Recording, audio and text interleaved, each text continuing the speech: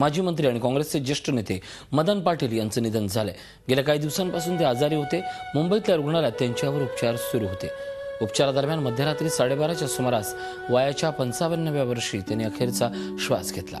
त्यांच्या पश्चात आई, पत्नी, 2 मुली, एक जावई असा परिवार आहे। मदन पाटील यांनी यापूर्वी राज्याच्या महिला, बालकल्याण, पणन आणि रोजगार हमी योजना मंत्री पदाचा कारभार सांभाळला होता। जनतेचे प्रश्न सोडवणारा आक्रमक नेता आणि कार्यकर्त्यांच्या पाठीशी खंबीरपणे उभा राहणारा भाऊ अशी त्यांची ओळख होती।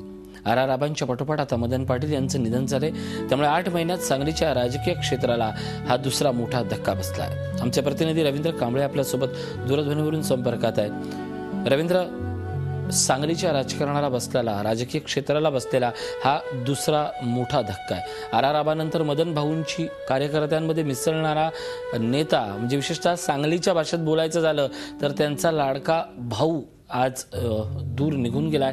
काय सांगाल या सगळ्याबद्दल? नक्कीच ऋषी, मदन भाऊंचं जाणं हे सांगलीच्या जिल्ह्याच्या दृष्टिकोनातून फार मोठा धक्का आहे। कारण की लोकनेता अशी मदन भाऊंची इमेज होती। त्यांनी 2 वेळा सांगलीचं खासदारकीचं पद भूषवलं होतं। त्याचबरोबर एकदा विधान परिषद आणि एकदा विधानसभेचे आमदार होते।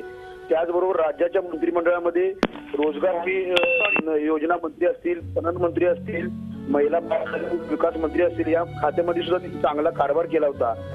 लोकांची थेट संपर्क असलेला नेता, आक्रमक नेता अशी मदन होती। राज्यामध्ये आणि जिल्ह्यामध्ये त्यांनी आपल्या कार्यकर्तृत्वाचा तसा ठसा उमटवला होता आणि असा लाडका लोकांचा नेता हा घालवलेला आहे। त्यामुळे सांगली जिल्ह्यावर आणि एक शोककळा पसरलेली आहे।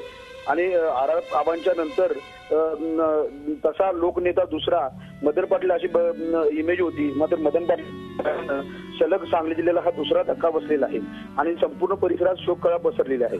ऋषी, नक्कीच विशेषतः पाटील घराण्याचं आणि सांगलीचं एक जिव्हाळ्याचं नातं नेहमी समजलं जातं आणि या सगळ्या पार्श्वभूमीवर आजची मदनदादांचं जाणं हे प्रत्येक सांगलीकरांच्या मनात एक थोडंसं धक्का लावून जाणारं ठरलंय।